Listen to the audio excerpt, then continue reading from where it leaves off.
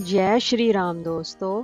आप सभी का मेरे इस YouTube चैनल में हार्दिक स्वागत है। दोस्तों,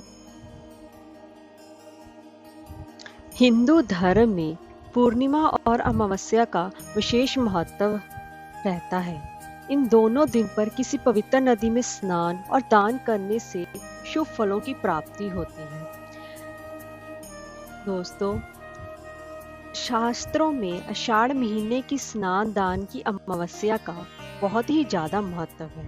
आषाढ़ मास की अमावस्या को हल्हारनी अमावस्या के नाम से भी जाना जाता है और इस दिन किसी पवित्र नदी में स्नान जरूर करना चाहिए। अगर ऐसा ना कर सके तो घर में ही नहाने वाले पानी में गंगा जल डालकर स्नान करना चाहिए। दोस्तों, अमावस्या के दिन पितरों का श्राद्ध और तर्पण करना बेहद ही शुभ फलकारी माना जाता है और इसी के साथ ही इस दिन दान पुण्य करना भी अति उत्तम माना गया है। दोस्तों, आज मैं इस वीडियो में आपको आषाढ़ अमावस्या की हल्हारनी अमावस्या की पौराणिक कथा श्रवण करवाने जा रही हूँ। तो चलिए वीडियो शुरू करते हैं। दोस्तों, अगर आपको हमारी ये वीडियो अच्छी लगी हो तो लाइक और शेयर करें और चैनल को सब्सक्राइब करना ना भूलें और कमेंट बॉक्स में ओम नमो भगवते वासुदेवाय अवश्य लिखें। तो चलिए वीडियो शुरू करते हैं। दोस्तों, आषाढ़ मास की अमावस्या को हल्हारनी अमावस्या के नाम से भी जाना जाता है और उसे सुख अमावस्या के नाम से भी जाना जाता है। आषाढ़ कृष्ण पक्ष की अमावस्या का बहुत ही ज्यादा महत्व है। इस दिन पितृदोष से मुक्ति के लिए और अपने पितरों का आशीर्वाद पाने के लिए अमावस्या के दिन दूध चावल की खीर बनाकर गोबर के उपले या कंडे की कोर जलाकर उस पर पितरों के निमित्त खीर का भोग लगाना चाहिए। इससे पितृदोष की समाप्ति होती है और घर में खुशियों का आगमन होता है। और इसके साथ ही इस दिन किसी नदी या तालाब में स्नान करना अति उत्तम माना गया है। इसीलिए आषाढ़ अमावस्या के दिन सुबह सूर्योदय से पूर्व उठकर स्नान करें और इस दिन पवित्र नदी में स्नान करें तो ज्यादा बेहतर है। उसके बाद सूर्यदेव को अर्घ दें, फिर नदी के किनारे ही पितरों का पिंडदान या तर्पण करें और इसके साथ ही आषाढ़ अमावस्या का व्रत भी रखें और पितृ सूक्त का भी पाठ करें। इससे भी पितरों की आत्मा को शांति मिलती है और वे प्रसन्न होकर आशीर्वाद देते हैं। और उसके अगले दिन ब्राह्मणों को भोजन कराएं और कौओं को भी अन्न दें और साथ ही गाय और कुत्ते को भी भोजन कराएं। उसके बाद अपने व्रत का पारण करें और इसी के साथ ही अपने पितरों के निमित्त दान दक्षिणा अवश्य दें। गरीब ब्राह्मण को या किसी गरीब को दान देने से भी पितर की आत्मा को मुक्ति मिलती है। इसके लिए आप उनकी आत्मा की शांति के लिए घर पर हवन भी करा सकते हैं। तो चलिए अब मैं आपको पौराणिक कथा श्रवण करवाने जा रही हूँ। किसी गांव में एक ब्राह्मण और ब्राह्मणी रहते थे। वे दोनों ही भगवान के अत्यंत परम भक्त थे।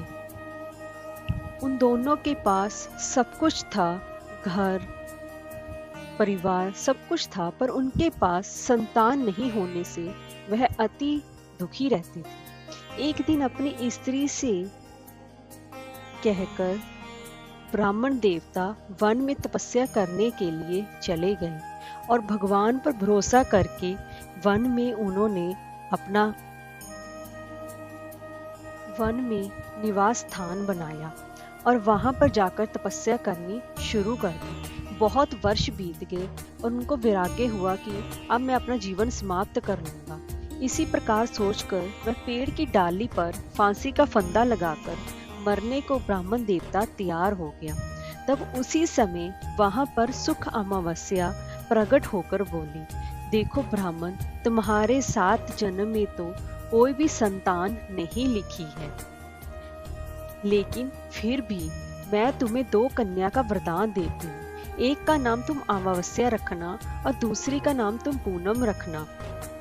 और अपनी पत्नी से कहना कि सुख अमावस्या का व्रत या उपवास करे और अमावस्या के दिन एक कटोरी चावल भरकर उस पर दक्षिणा रखकर किसी मंदिर में दान करना, और ऐसा तुम 1 साल तक लगातार करना। उस चावल वाली कटोरी सहित उसी दान को करना। फिर ब्राह्मण घर आया और अपनी पत्नी को बताया, और उसकी ब्राह्मण की पत्नी ने अमावस के दिन व्रत रखा और कुछ दिन बाद उसके 2 कन्या हुई। तब उसने एक का नाम अमावस्या रखा और दूसरी का नाम पूनम रखा। धीरे धीरे वह बड़ी होने लगी और उनका फिर विवाह किया। बड़ी बहन अमावस्या बहुत ही ज्यादा धार्मिक थी, जबकि छोटी बहन का भगवान की पूजा पाठ में बिल्कुल भी मन नहीं लगता था। बड़ी के घर में सभी सुख सुविधाएं थीं और उसके पास किसी भी चीज की कोई भी कमी नहीं थी। बड़ी बहन अमावस को जब छोटी के बारे में सब मालूम हुआ कि उसकी छोटी बहन बहुत ही ज्यादा दुखी है, तब अमावस्या गाड़ी भरकर सामान लेकर अपनी छोटी बहन के यहाँ गई और कहने लगी, बहन पूनम, सुख अमावस का व्रत तुम भी करो और पूजा करके उपवास करो, जिससे कि तुम्हारे घर में भी सुख समृद्धि का भंडार भरा रहेगा और तुम्हें किसी भी चीज की कोई भी कमी नहीं होगी। और 1 साल तक तुम चावल का कटोरा भरकर उस पे दक्षिणा रखकर उसको तुम अवश्य ही दान करना और साथ में कटोरी भी दान करना। तो पूनम, उसकी छोटी बहन, ने ऐसा ही किया। कुछ दिनों बाद उसके भी घर में धन धान्य और संतान की वृद्धि होने लगी। इस प्रकार जो भी कोई आषाढ़ अमावस्या या सुख अमावस्या का व्रत आदि विधान पूर्वक करता है, तो उसके घर में हमेशा सुख समृद्धि और धन के भंडारे भरे रहते हैं। जय श्री राम।